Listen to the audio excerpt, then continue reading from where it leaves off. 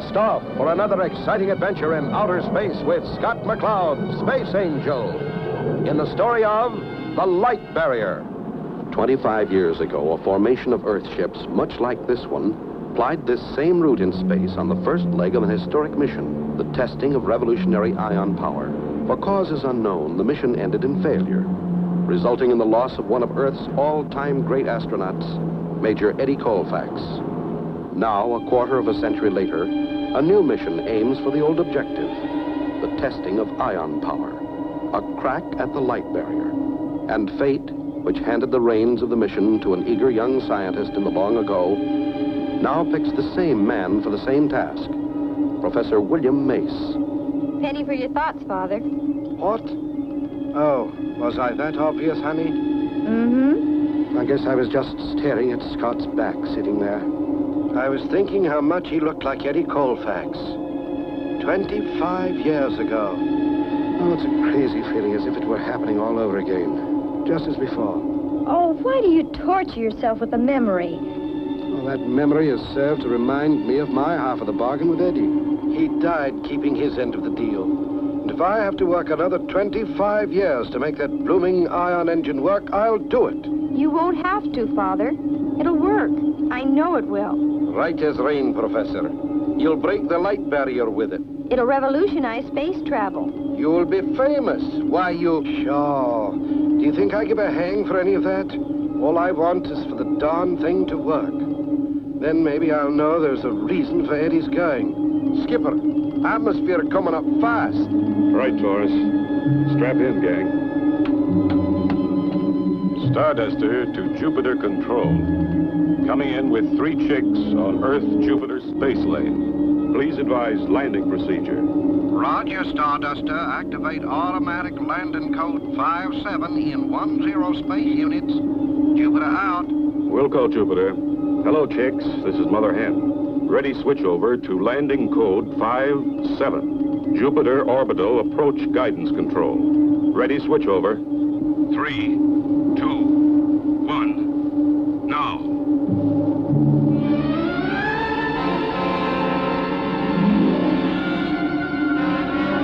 Well, it won't be long now, Professor. Then your work really begins. Convincing the Space Council your engine is ready for test. You believe it's ready, don't you, lad? And if you're up to the test, that's what matters most. We're up to it, Professor. We sure are. We've learned a lot since Eddie Colfax made his test. We're with you, Father, all the way. Stand by to rotate.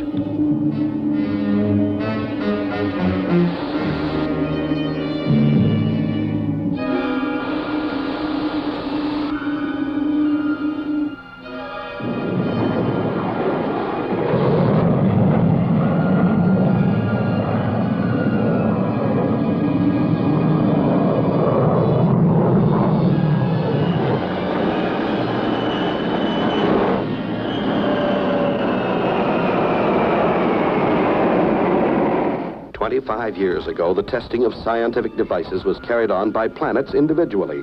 But certain devices were utilized by some for purposes of war and destruction. And so the major planets of the solar system formed a body called the Universal Space Council, which now controls all scientific devices of a potentially destructive nature. I like this traveling sidewalk. Guess they know spacemen don't like walking.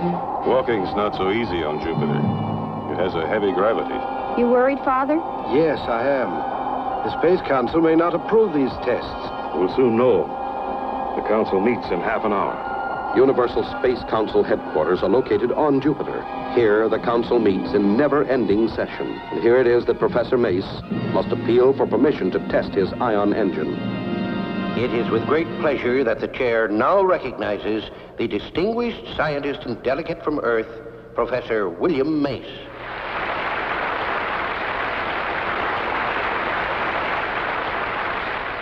The Saturn delegation is obviously opposed to Professor Mace's test. Scott, what's wrong? Brace yourself, Chris. For hours, Professor Mace lectures the Council on the merit of his revolutionary ion engine. Each molecule of propellant is electrically charged, ionized.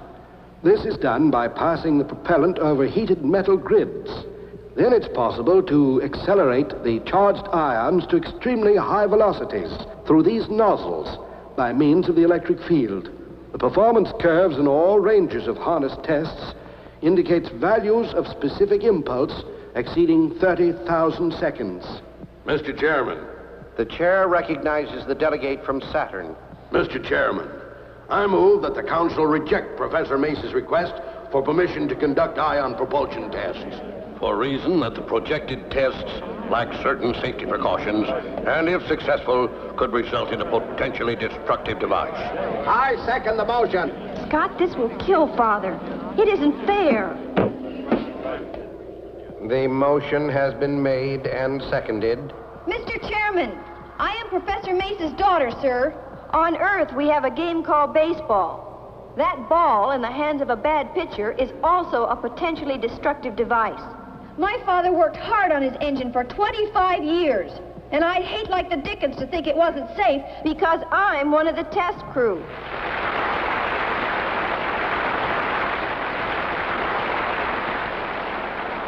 Scott, she was never going on the test. She is now.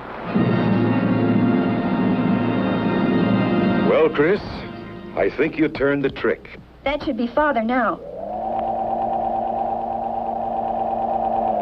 How'd we do, sir? We did it. Here's our authorization to proceed with Project Ion Engine. Oh, wonderful. Great. What did they do? Supreme Council said okay to the whole shooting match. Okayed the test plan, the crew. Even agreed to pick up the tab when Earth gets around to making him a bill. Then we're ready to roll. Only one condition. Council wants us to use complex score for a launching station. That's way out in Pluto's orbit. Guess they don't want us near any of the inhabited planets. Just in case anything goes wrong. I'm so happy for you, Father. We've got our chance, and we must not fail. Don't worry, Father. This time it will work. It has to, Chris. It has to. Prepare our ships for blastoff.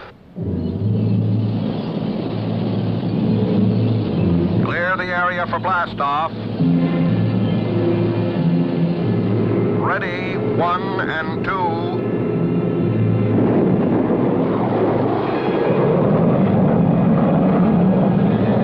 Ready, number 3. Blast off.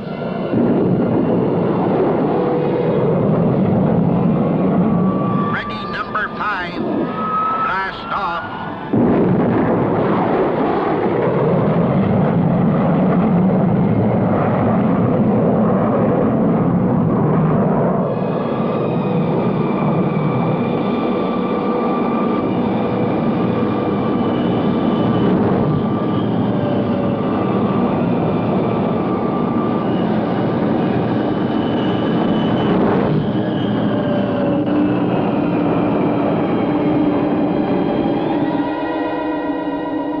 Starduster to complex score. We're approaching you on Jupiter space lane. Roger, Starduster. We're tracking your group. You're now on target. Roger, score. Starduster out.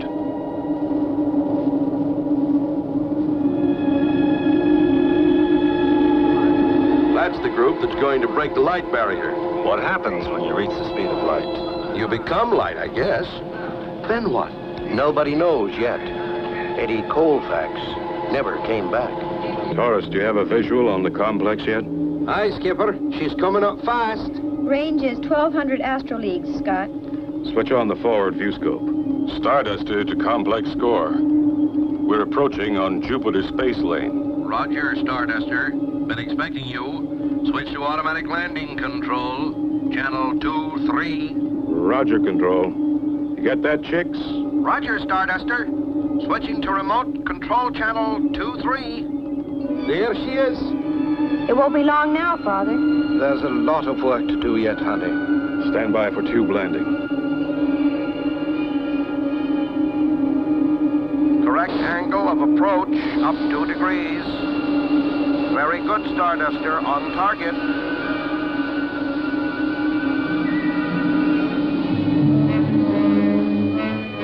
We've landed your freighters in tubes 3, 4, and 5. Tube 1 is set up for assembly. It's an honor to be of service to you, sir. My crew, as well as myself, is at your disposal. Thank you, Commander. The more help we can get, the sooner we can prove the capability of the ion rocket. As I understand it, Professor, your ion engine will actually produce its own fuel. Aye, and it's capable of exceeding the speed of light. That we are not going to attempt. At least not on this trip. Well, gang, let's get to work. And so the work begins. The component parts that were brought in the freighters start coming together in the assembly tube, and the great ship begins to take shape. Professor Mace and Scott check each step of assembly. Every part, every circuit has gone over again and again. Knowing the importance of this test, the highly skilled technicians work tirelessly, relentlessly performing the jobs in which they have been trained and rehearsed for so many months. Hour after hour, Scott, Taurus, and Crystal study the control systems and procedures. Environment systems are checked and rechecked.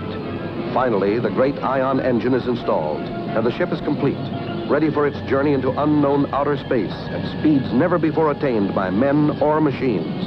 I've said it 1,000 times, Scott, but I'll say it once more.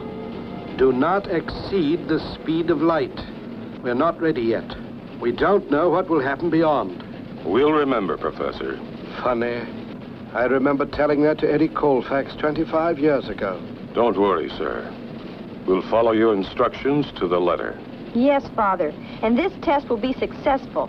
I just know it will. Aye, and we all want to be here for the celebration. Chris, honey, bless you. Father. All aboard, crew. Clear the tube for blast off. All set here.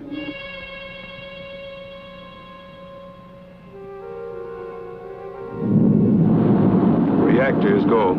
Umbilical, go. Cabin pressure, go. Tube doors open. Ready and counting.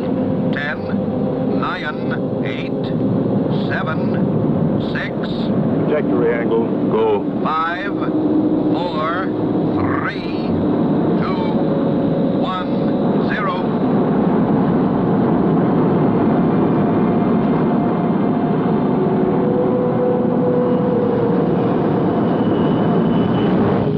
First stage away.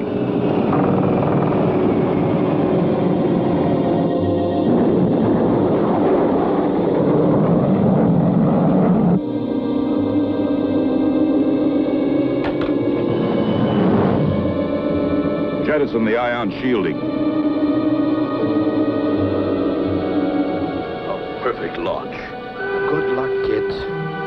Heaven bless you. Extending ion engine.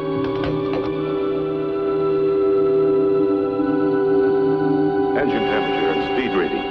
Speed, 0.3 and rising. Engine temperature, 2,700 and rising. More power, Taurus. Speed, 0.5 and rising. What do you read, Taurus? Ion generator is operative. You have power.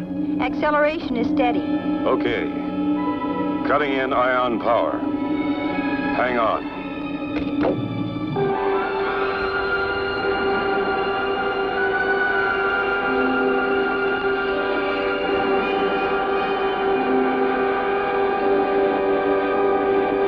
So far, so good. Speed, 0.4. Scott, that's 81,000 miles per second. Let's try a little more. Watch the road ahead, Taurus.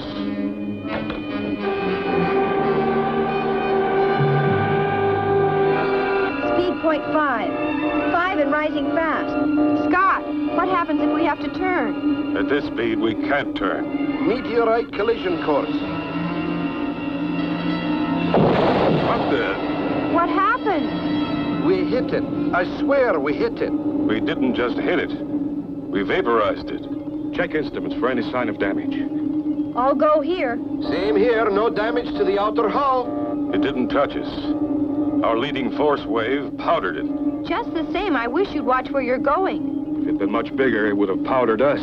I saw it coming about 20,000 miles off. That would give you about a half a second to get out of the way. You're just getting slow. Advancing to 3/4 power.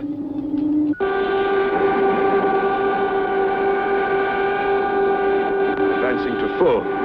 Speed, 0.8 and increasing. They're fading out. They're traveling almost as fast as our radar signal. They're approaching the speed of light. Back off, Scott. Back off!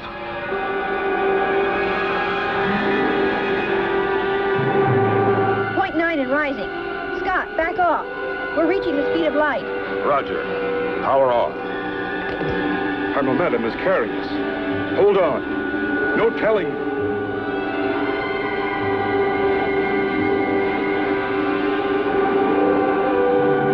Everything's fuzzy. What's happening to us? Retro rockets.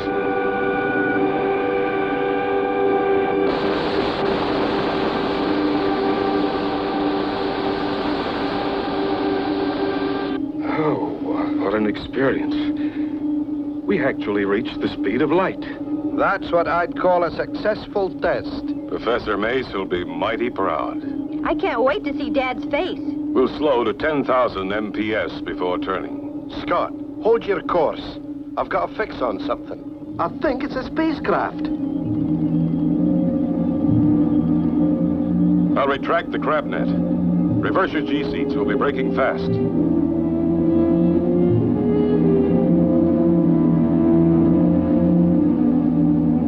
Net in. Okay, firing braking rockets.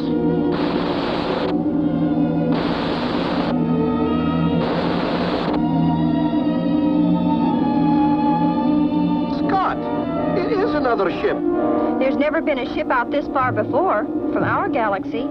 Except one. Eddie Colfax made the first test run in this area. Firing retro rockets.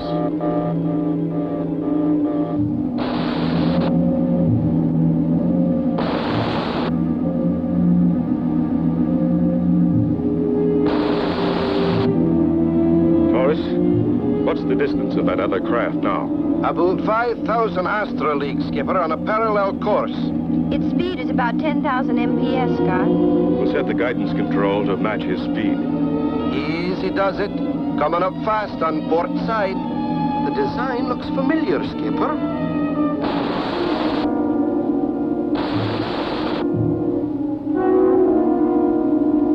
You're right, Taurus. But it's an old-timer. I'd better go check it out. There's no design allowance for propellant. Only ion rockets don't need propellant, and ours is the first. Except for... Just stand by. This shouldn't take long. If you run into any trouble, Skipper, let us know. Don't worry, Taurus. I'll keep in touch.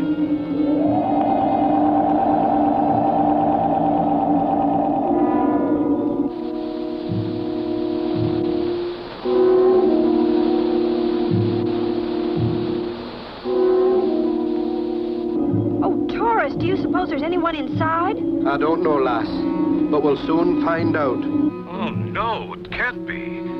The pilot is seated at the controls. There's no pressure inside, but he's wearing a space helmet. Is he alive? I'm going in and see. Oh, this is awful. He must have been out there a long time. Emergency door open. I'm going in now. Is he? He's alive. I'm bringing him out.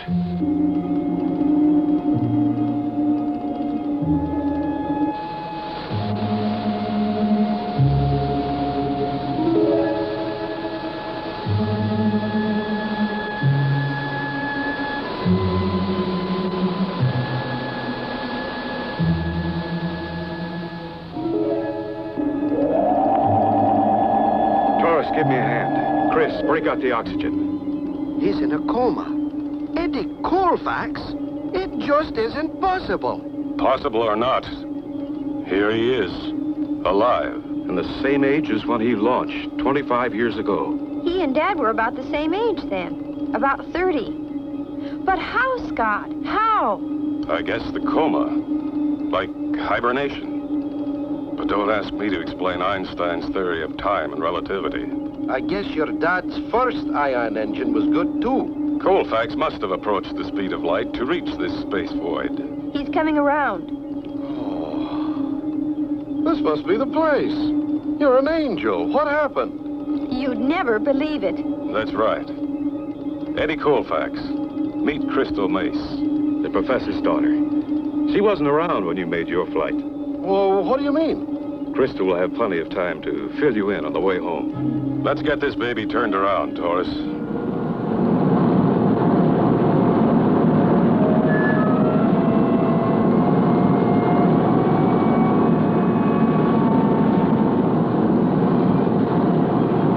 Professor, we've got them. They're coming back. Thank heavens they're safe. Let's get down to the tube and meet them.